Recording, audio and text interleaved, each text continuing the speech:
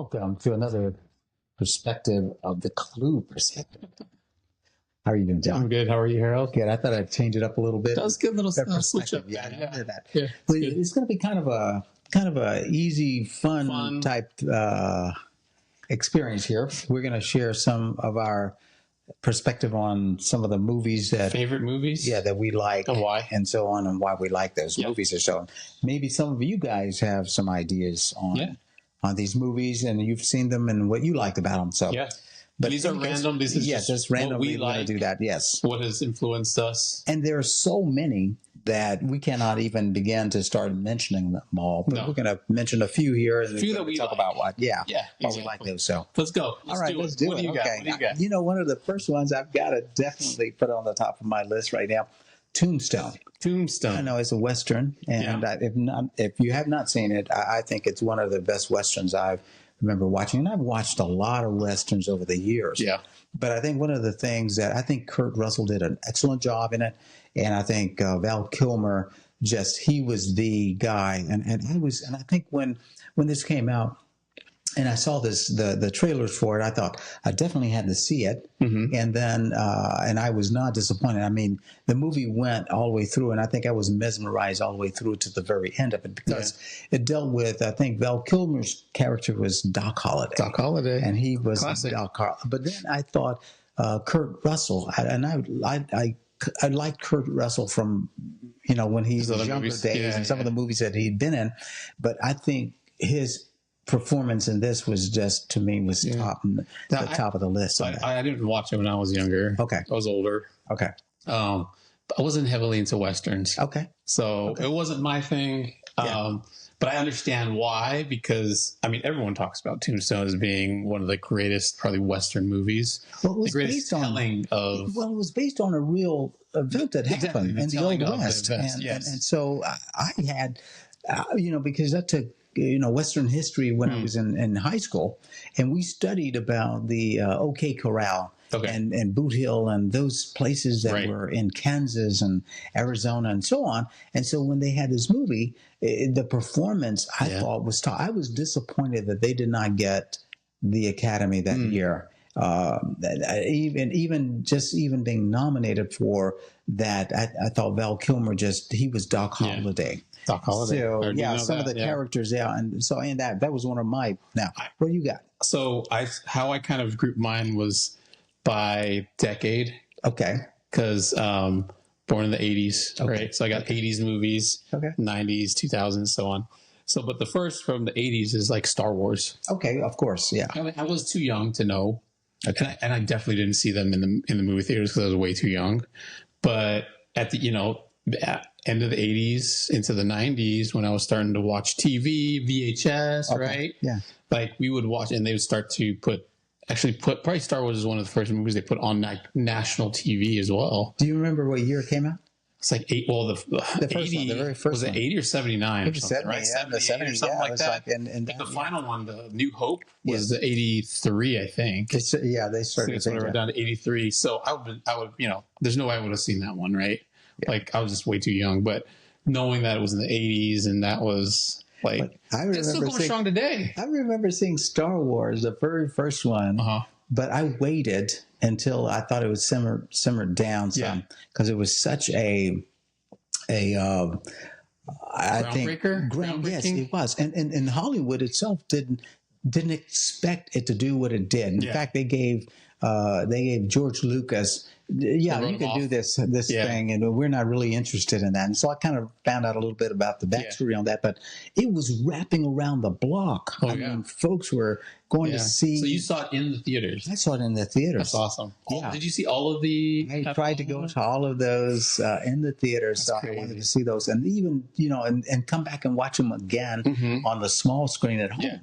Yeah. So they were sort of ranked, and I think the first one outdid what Hollywood had expected. Right. And it was too late then. They couldn't change the contract. Yeah. And George Lucas again then was able to do what he wanted to do, and then sort of reap the benefits for that. Of course, yeah. Star Wars that was amazing. Yeah, that's totally agree with still that. Today, people talk about Star Wars. They've had so many spin-offs and shoot-offs, and they did the prequel, and they did the sequel to the sequel, and the sequel's sequel, right? So there's a lot. It's a whole universe, but the originals are still. They're still just with Still, even my kids, like my little 5-year-old, they still watch. He'll be like, I want to watch Star Wars, and we're like, we assume it's the new one, right? Because it has the CGI. It's like it looks better. It looks. He's like, no, the old one. The old one. The ones from the 80s. Yeah, it's like, oh, okay, all right. Cool. It still has that classic. It does. And then the story was great, decent, right? Like, it's not. It's great. Well, the story, like, you intertwine all these things. It's about good and evil, that kind of thing. But I mean, and that's everyone can identify with that, whether you admit to it or not. I mean, it's good against bad in a sense, And so they were sort of saying that here's this rebel force leading the pack against the almighty dark star that was led by, and the names too, right? The names, Vader. Darth Vader and Darth Sidious, and you're like, okay, dark. No, I'm not messing with those guys. They had great actors as sort of, they were up and coming at that time, and they carried the show. So you didn't want to have them change, and so he had to really, make sure he could get them into the next one. And so I think in that he waited a couple of years in between that before the next one came out. So by the time it came out, you're ready for it. And what happened? Yes. And what's happening? Yeah. It just was busting the box office open. Yeah. It was awesome. So it's like, that's the one I got. Star Wars. So the next one I was going to mention here, and I'm not mentioning anything in any order, but I know we all kind of seen these. Saving Private Ryan. Okay, classic. That was a Steven Spielberg sort of, and Tom Hanks. They were both on that. And the thing that was fascinating to me about that is that they gave you a real gritty look of the war. D-Day, and the preparation for it. Then they put you on the battlefield with the bullets swirling around you. It's the first-person view. What they were potentially seeing on the theater of this, and so you sort of got this real feeling of what these guys were having to face on this beach as they were storming through there, and looking at the guys that were with them no longer with them, suddenly being just like blow away. Yes, and you were like, wow, that first scene just really just took my breath away from that, and even I sort of save those movies to see them again, even after I've seen them again, if that makes sense. Yeah. Okay. Well, plus then wasn't it based off of a true story? Yes, absolutely. So it's like, you adapt it from a true story, so people can be like, oh shoot, like that could have been me or my brother or my cousin. And the way they told it, the way it was told, and why, that was put into place. So it's like, so I don't know if Brian was necessarily the aspect of it, but it was sort of based around something like that. But World War II and Normandy Beach was a real part. That was, to me, was sort of what just grabbed your, and the way Steven Spielberg, of course, he always, put those into place. Yeah, he's amazing, right? So what else? Okay, so I have from my childhood, Home Alone. Okay. The whole Home Alone series. That. It's just hilarious. The first one was come on, it was funny. What a concept, though. It was. You can't do that today, right? Like, people know, like, it's totally different. Back then, you get on the plane, you don't check people off, like, totally different. Right. But now it's like, and she couldn't find a way back home, right? Because everyone was full, and you couldn't do like an Uber now. Now you're doing Uber. You could do all these other things to get where you need to go. So I couldn't see it happening. Well, the kid played a great part. I mean, the villains.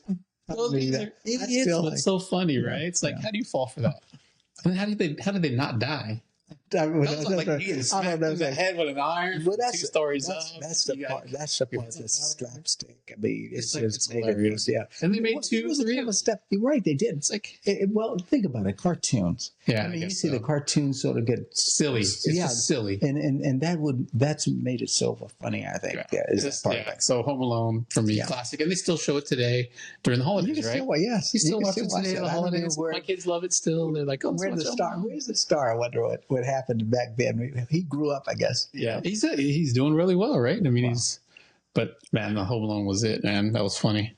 I was going to say one of the movies that popped in my head just now was a movie that I didn't have on my list here originally, and I thought, this movie could be, kind of one of those movies that I thought, but then I lost it. But I was thinking of It's a Wonderful Life, and I kind of thought about that, and I thought it's a real old movie. Yeah, they always show it around Christmas. I looked for it. Yeah, but I liked where the story took us, and it kind of made us kind of think about, the importance of ourselves.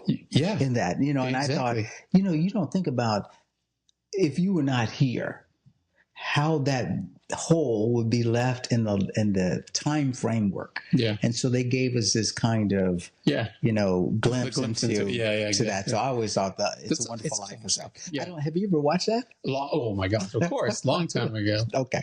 I was just curious as to. And thinking of Christmas, I think of Christmas, like we're on like a Christmas theme right now, like White Christmas. Oh, that's another one. Another one. Yes. My parents used to watch all that. It kind of makes you feel like nostalgia, like Christmas. Yeah, you didn't really understand it, but it's like, oh, cool. There's music. That's fun. You didn't really understand that. Okay. Well, because we're in California, right? We didn't have white Christmas. White Christmas. We never have mountain, and maybe there's snow up there on the mountains. We never get some white, right? So it's like, we don't get that part, but it's fun nonetheless. Okay, well, we just dreamed that. Just threw that one in there. Okay, what you got next there? Oh man, okay, what I got? So moving to the 90s, I got a couple from the 90s. Well, more than a couple from the 90s. A lot from the 90s. First one I have is The Matrix. Okay. In 1999, that released. Okay. So that was right at the end of the 90s. Yeah. So that movie, I remember I went to see it for when it came out first time, and I will admit I wasn't a huge fan. Why? I don't know. It just didn't resonate with me. And I was with some of my other friends, right? And they were like, it was okay, right? Like we thought, that was okay. And then I had a chance to get into that theater again. We were watching another movie that ended early. So I'm like, okay, I'm just going to go pop into Matrix and let me watch it again. And I watched the whole thing again. And I was like, oh, I get it now. That's a cool movie. Like the red pill or the blue pill. It's like, that's life, man. Like, which one are you going to take and how are you going to react? And how are you going to?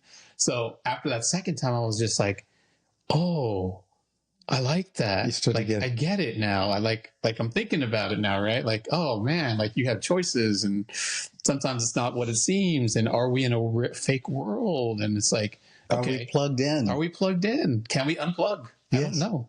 But that was it after that first one. I was like, okay, I'm in for the next one. We'll see what happens on the next ones. I thought it was a brilliant concept. And then it made you think, what if we were actually sitting here someplace and we had no idea that we were actually experiencing that space and we're actually experiencing what we're experiencing. So I thought the creation of it was interesting. Yeah. It was different too. As you're saying, like I haven't seen that before. So that was one. That's what I had for another one. Well, I grew up looking partially at the Vietnam War era. Okay.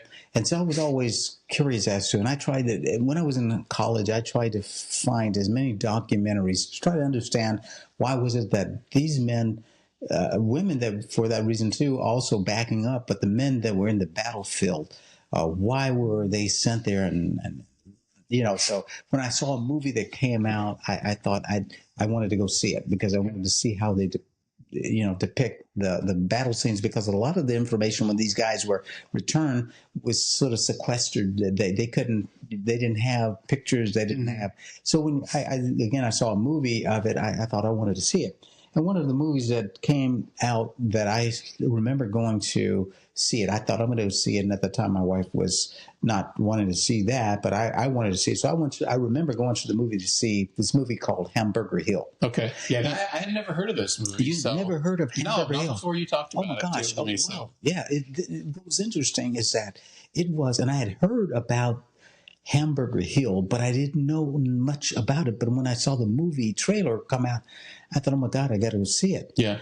And it was based on a real actual event that happened where the U.S. military, the soldiers, Yeah. they were locked in a 10-day straight-on battle, 24 hours a day, trying to take this hill. Okay. That they felt that the military said they needed to take this hill. They didn't have the importance of it. And so this movie basically got us, again, kind of like Saving Private Ryan, but it put us in the gritty mud of these guys and their struggle of taking this hill and the lives that were lost on that hill trying to conquer it. And it was so, I remember it being so sort of so impact that when I left out of the theater, I couldn't get it out of my head. You know, it was just that gritty of a battle scene and the guys that lost their lives on this. And I thought, I was hoping it was a dramatic, just a made up thing. Just a movie. And then I went back to do some research and found out that it was. And it was called Hill 895 or 875 or something like that. They had numbers for the certain hill, but they called it Hamburger Hill because a lot of the guys got chewed up on that hill. But they took the hill. They took the hill. They took the hill. What was the importance of the hill then? That's what the crazy part about it is that after it was all said and done, they cleared the hill. And the VC took back over again. And I never understood the loss of life in it. Yeah. And that, and I have no idea. And even now, I mean, that was one of the things that sort of, and the reason I wanted to, because I remember as a kid, wondering if I was going to be, if this war was going to still fold in, and I was going to be, because my oldest brother was staring down the potential of being sent if it didn't end. And so he managed, because it was starting to wrap up at the time that he graduated in the first part of the 70s. Okay. But I remember guys leaving the neighborhood and never coming back. And the sadness that sort of, so I kind of wanted to see what was it that they were battling in that. And so Hamburger Hill was another movie that I had on my list. I'll have to watch it. If you haven't seen it, but you have to be prepared for it. Okay. It's like Saving Private Ryan. You got to be ready. Yeah. For those gruesome scenes and loss of life. Oh, man. So, okay, I've got one. It might be an obscure one to some people, maybe yourself as well, but it's called Half Baked. I've seen the movie, but I've never Half Baked. Yeah, it was a movie about smoking pot. The whole thing was. I'm not into that thing, but it was funny as heck to me. Just Dave Chappelle was. It was in the 1998. Okay, I've seen that movie. I've not seen it. Hilarious. That's my first exposure to Dave Chappelle. Okay. And it was just, I mean, come on, it was just hilarious. Like their friend goes to jail because he killed a police horse, right? He fed him something. I didn't know he was diabetic. He fed him sugar or something like that. And he died. So they got arrested. This kid got arrested. I know the whole plot is crazy. So they had to. So they had to ask for money from this drug dealer, who is Dave Chappelle also, right? Because he plays multiple characters in this. Okay, I'm going to have to see this. So he's a drug dealer. You told me I would laugh. Definitely. I mean, for me, it's freaking hilarious. Okay. And they dress up in costumes, and Dave Chappelle says he's from Jamaica.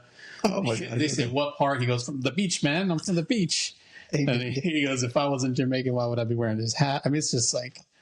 Okay, I'm not gonna laugh at that. It was pre-Chappelle show. Okay, I've seen the title, but I just never have seen the movie itself. It's hilarious. Okay. I mean, that one, like, and I'm not into all that weed thing. It's just, I just liked, like, I wanted to see what it was about, and it was, oh my gosh. Well, now when you said the whole time. When you said that, it reminded me of in college. I remember there was a movie called, and you may not have heard this movie, but it was a laughable movie. It was called Stir Crazy. With Gene Wilder. Well, Gene Wilder, I know that. And Richard Pryor. Richard Pryor. Okay. Oh my gosh! I think we talked about this one before. I remember going. I didn't see it. But I know. Well, I went to the theater, and I was in college. Yeah. I laughed so hard in the theater that I couldn't breathe. They're hilarious. I was going to pass out. I laughed so hard with you, and the scenes in it, and even now I still laugh at the scenes of thinking of how these two guys. Yeah. And they were kind of put together. Their first movie together was a movie called Silver Streak. Okay. And they figured out the chemistry between Gene Wilder and Richard Pryor was such that they had to do it again. Yeah. and they pulled them back together again and stir crazy. It was just, to me, it was a riot. Yeah. Well, the other one, I when I think of Gene Wilder, because what I saw was "See No Evil, Hear No Evil." Yeah. That's the one I was familiar with. He was Mr. Pryor. Mr. Pryor and Gene Wilder, right? Right. One could see, and one could see. One was blind and one was deaf. Right. Or not deaf. One couldn't hear. Right. So they had to kind of help each other. They had to keep. They had to help each other out. That one was hilarious. It's like they played off each other so well. That's the chemistry they had. So, Anyway, okay. That was it. So happy. Go see that one. That was funny. That was a super. Okay, if you can. I don't know if it's still it's around. If you could see that. I mean, Netflix, I'm sure, or something, maybe, right? Maybe something. That's got to be somewhere you can. Maybe YouTube. Something. Anyway, okay. What you got next? Wait, which one were you on? I just. Okay, so I did Half Baked. And then I'd have Sister Act 1 and 2. Okay, yeah, that's true. I did see that. Sister Act 1 and 2 with Whoopi Goldberg. Yes. The first one was, she took over the choir that was failing, and turns out they could all magically sing very well. Lauryn Hill was she in the second one? She was in the second one. Okay. But that was the second one that I was thinking of then. Well, did you see the first one? The first one was, she was the Las Vegas showgirl. And then she was under witness protection, right? Right. And then she was sent to the convict, and that was helping the actual convent choir. Sister Act 2 was the students with Lauryn Hill. If I remember right, there was some money or something that was that helped the first one. Yeah, in the first one, I thought that helped. That helped them back. No, that was the second one. Was that they had to raise the money? Yeah, there was something about that. They did a little concert. Okay. Right, and she did the whole James Brown thing. Okay. Where she would be like, "Oh, I'm something," and boom, she was up after the cake, and then she got into it. It's just a feel good, right? Like a feel good movie. Had great singing. Like Lauryn Hill was in it. I don't think she was she was maybe just coming up at that time. And then afterward, when she blew up with herself and the Fugees, and it was like, okay, we've seen her from Sister Act 2. We knew she could sing. And you knew that. But we knew you could sing already. Yeah, so. It's good. Well, okay. So now I have this movie here, a couple movies by this actor here. Training Day was one of them. Oh, Denzel. Yeah, Denzel. So everybody knows that. Training Denzel, Day. Ethan Hawke, yeah. And, it was one of the first times that I'd seen him, because I was always Denzel fan from back in the Saint Elsewhere days or so, when he was first starting out as a youngster, and kind of liked him as his doctor or whatever. But in Training Day, he sort of threw everybody a big move. I mean, he was a bad. He's evil. Yeah, he was so good that in his part for that movie that you liked him, and then when the end of the movie, you like what happened to him too. When he got taken care of. And I want to tell you, if you haven't seen it, you have to see it for yourself. It was classic. But did he win? Did he win an Oscar? I don't know if he did or not. I can't remember if it was that or something else. Yeah, I don't know if he did or not. Yeah, but he was, and Ethan Hawke in that movie as well. I mean, I really grew a great appreciation for his talent from that, when seeing him in that movie. And some of the scenes that he was put into, you couldn't help but be cheering for him to make it through. Just that one day. The first day. But it looked like an eternity. It did.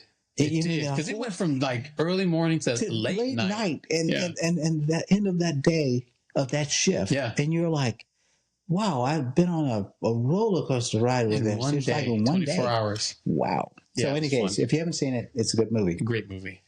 Okay, so I've got Clueless, 1995. Clueless. Okay. Yes. Classic. When I was younger. Alicia Silverstone and Stacey Dash and Paul Rudd was in that movie. Right? They were also young. Oh my gosh, they're the kids, right? And Ant-Man, now he's Ant-Man, right? Like 30 years later, just still doing his thing. But classic, funny, Southern California. You can still watch it again. It still comes on TV, and still it's the same. Yeah, it's funny. So I like that one. That was one that we were watching. Do you have a lot of kind of lighthearted movies? That notice that John is I do. a lot of lighthearted movies. I love lighthearted movies. Not too serious. And a lot of heavy weight. That's true. Well, because I had a whole list of different ones. Just spit them out. Well, now I go back to Mel Gibson. He did. I was a Mel Gibson fan from the time that he and I think they were in what was it? The movie scene. I was trying to think about. Gosh, it loses my mind. But he did this movie called We Were Soldiers. Okay. And again, this was a Vietnam War era movie, Okay. and I remember hearing about it was coming out, and it was based on real events. And this guy, I actually found a photo of the. I think the general that was first when the U.S. stepped their first feet into the battle scene in Vietnam. Okay. Back in the 60s when they first got there. Okay. And they were supposed to have been there to kind of relieve the French. And Mel Gibson's character, he was playing Colonel Moore, Harold or Hal, they called him Hal Moore. Okay. And he was I think the thing that I liked about this is that, you know, he was a very spiritual man in a sense. It portrayed him as a spiritual man. And he said that the part where they had this first scene, they were landing, and he said, I will be the first one to step boot on the ground here, and I will be the last one to step boots off the ground. Okay. I will not leave anyone behind. And I thought, wow, you know, it was such a heavy moment. And then the one scene that I grew appreciation for him. They were in this battle scene where they were on a routine mission of recon, just sort of, and he had his troops out there, and they came under crossfire from all around him, and his men were pent down, and he looked around to assess what was going on, and then suddenly, you know, he thought, we're not going to die here today. And he stood up at that scene, and the bullets are wheeling around, and they were looking at him thinking, he's going to get cut down. And he's standing up and said, nope, we got to move. And he's pointing. And I was just like blown away at that scene and thinking that he was showing such leadership that they had to look at him to find the courage to fight their way out of this scene. And I thought, you know, I'll forever remember that scene. And so I looked to see if I could find some images of that colonel. Did find one, because he was not one to sort of high sign. He kind of kept a low profile and that kind of thing. So grew a strong appreciation just from that movie. So anyways, cool. I know it's another heavy movie. We're coming down towards the end of it, and we still got a whole bunch of movies that we have to go ahead. Tip. Okay, let me do mine here. Love Actually, 2003. Love Actually. Okay, I remember that title. One of my. That's probably the movie that I'll always go to. Okay. I just love the concept of it. You know, there's people's stories are, you know, they don't know each other, but it's all intertwined. Okay. And then love. So what did you like about it mostly? So did you think? The stories were, they're individuals, right? Okay. But somehow they're all connected, right? There's one person connected from each scene. And wow. It's just, Love Actually. I've seen it, but I've just been, they play it now. They play it all on Christmas all the time now. Okay. But yeah, and I love Hugh Grant movies. I mean, I love those. Yeah, he was rom-com and Notting Hill, The Battle Boy. I mean, can't go wrong. All right. Well, you know, this is kind of interesting, and we got to end here because we're coming down to the end of it. But, you know, the balance of the movies that we have. There's still other movies that we got that you know, we didn't mention like the Harry Potter. No, we don't. That's what I'm saying. We got more of that. So maybe what we'll do is that we'll do another part two of that, or maybe four. Yeah, because like many of the movies. Hey, if you have any movies or anything in mind that you would like to share with us, we'd love to hear. Shoot us an email and let us know. All right. That'd be great. Anyways, we're coming down to the very end of it. We're going to ask every one of you guys always at the very end of this an act of kindness. Simple act. Yeah, simple act. Whatever you want to do. We'd love to hear what act of kindness that you would you have done. So we'd love to hear that and share it with some of the other people that are listening to this as well. So and follow us. We're gonna follow us. I was going to say we're going to hit it. Facebook, Instagram, Spotify. I'm missing one. TikTok. Boom. Okay. I was trying to go over that in my mind too. So anyway, we'll see you next time. All right. On the Lew Perspective.